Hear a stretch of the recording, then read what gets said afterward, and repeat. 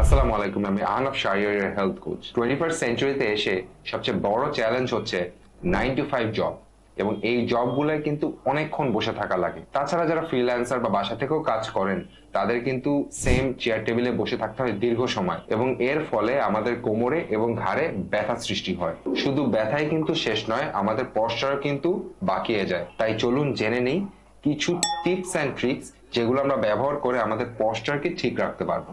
প্রথমত, প্রতি 30 মিনিট পর পর কিছুক্ষণ হাঁটা চলাফেরা করুন বা স্ট্রেচিং করুন। এর ফলে আপনার ব্লাড সার্কুলেশন বাড়বে। আপনার কোমরটা টুইস্ট করতে পারেন বা ঘাড়টা ঘুরিয়ে নিতে পারেন। তাছাড়া চেয়ার টেবিলে কাজ করার সময় আপনার পায়ের নিচে একটি টুল দিয়ে রাখতে পারেন, যেটা ফলে আপনার পাটা উঁচু জায়গায় থাকবে এবং পশ্চারটা ভালো থাকবে। তাছাড়া অতিরিক্ত বেশি ব্যথা হলে আপনি গরম পানির ব্যাগ দিয়ে ছ্যাঁক দিতে পারেন। এগুলোর পাশাপাশি কিন্তু আপনি তাকফি স্ট্রেস রিলিফ অয়েলটাও ব্যবহার করতে পারেন আপনার ব্যথার স্থানে, এবং ছ্যাঁকও দিতে পারেন এরপরেই। তাতে যেটা হবে যে দুটো একসাথে কাজ করবে এবং ব্যথাটা অনেকটাই কমে যাবে ইনশাল্লাহ। আপনাদের যদি এই টিপসগুলি ভালো লেগে থাকে, আমাদের চ্যানেলে সাবস্ক্রাইব করুন এবং বেল আইকনে চাপ দিন, যাতে সামনের পরবর্তী ভিডিওগুলি আপনারা মিস না করেন। তাকফি, ব্যথা নিরাময়ের বিশ্বস্ত সঙ্গী।